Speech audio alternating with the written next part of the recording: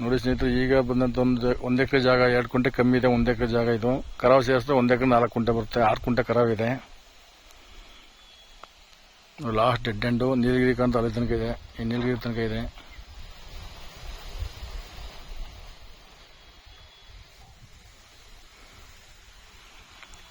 ತಾರು touch ಇದೆ.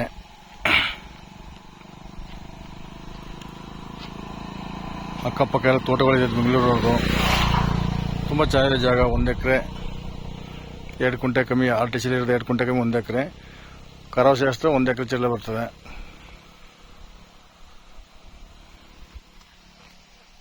ತಾರೂರು point ಇದೆ ನೋಡಿ. ತಾರೂರು ಪಾಯಿಂಟ್ ಬೇಕು ಅನ್ನೋರಿಗೆ ಒಳ್ಳೆ ಜಾಗ ಇದು.